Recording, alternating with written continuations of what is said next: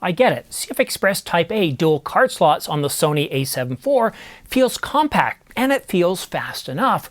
But I'm going to show you why I keep harping on CF Express Type B cards. I'm going to look at the sustained throughput, longer bursts, heavy codecs and transfers, as well as the cost factor, and answer a very simple question. Would all Sony shooters benefit from CF Express Type B card slots in the Sony a7 IV? Click subscribe and we'll get right to it. And please check to see if you're still subscribed, as some viewers have reportedly been unsubscribed by YouTube. Hi, I'm Simon. I like to scan the news and rumor sites, pro forums, and patent applications so that you don't have to, saving you time for more important things like watching this video.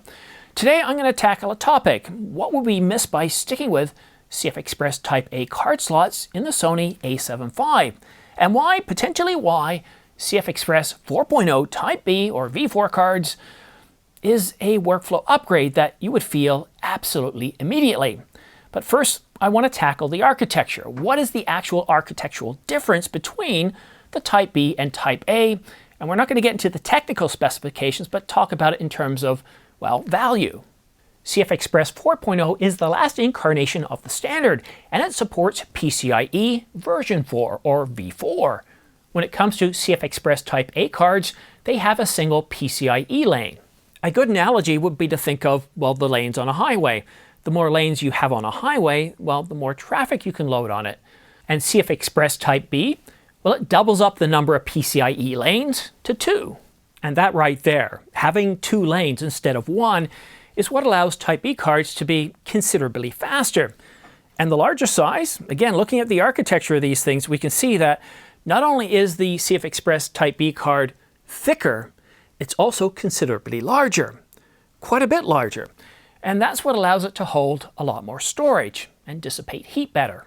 4 terabytes is currently the largest CF Express Type B card on the market, although Canon says they're supporting up to 8 terabytes in the R5 Mark II once a card becomes available.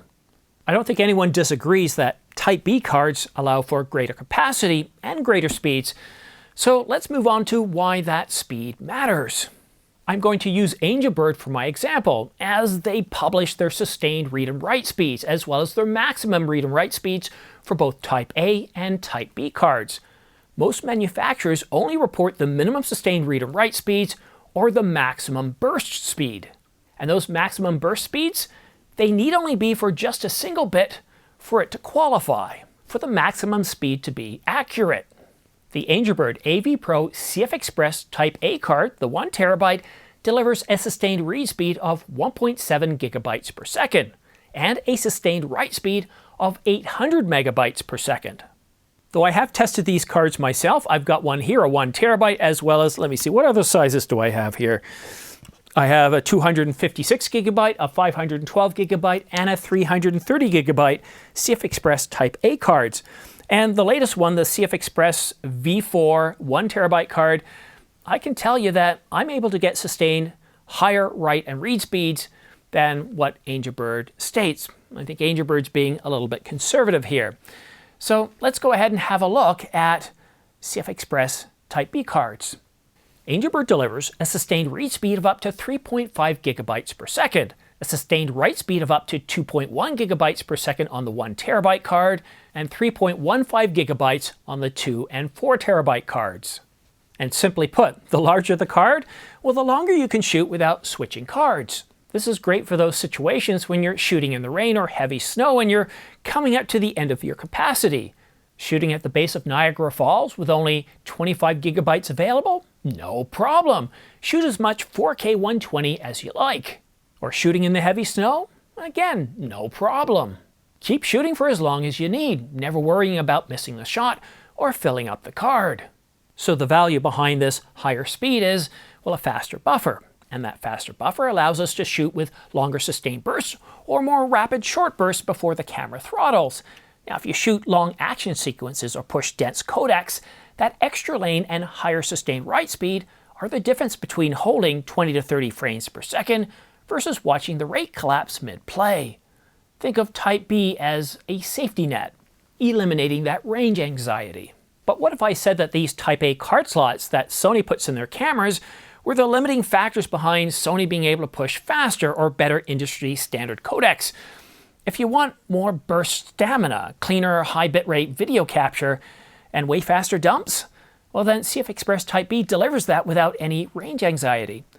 Earlier this year, I spent 9 days in the remote wilds of British Columbia, shooting 1.1 terabytes of stills and video.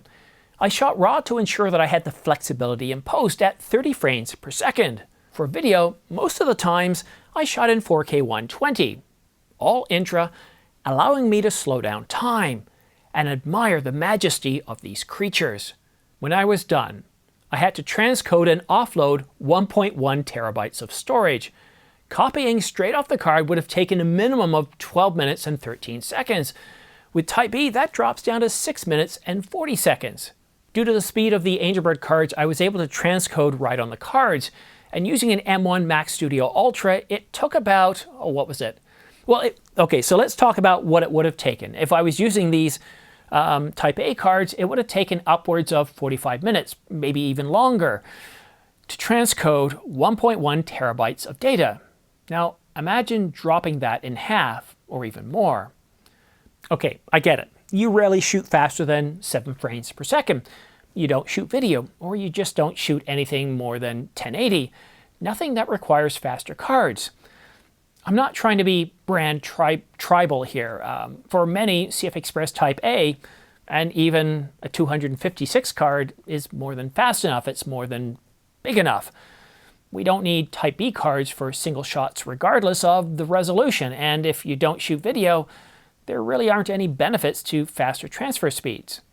Sony migrating to Type B cards won't change your lives. But what if I said CF Express Type B cards were cheaper per gigabyte than Type A? A 1 terabyte CF Express Type A card sells for between $659 and $399, while CF Express Type B sells for between $249 and $399. And who doesn't want to save money? Well, around this time of year, Angelbird usually puts their CF Express cards on sale. The 1 terabyte currently sells for $299 and usually goes on sale for around $199. Still too much?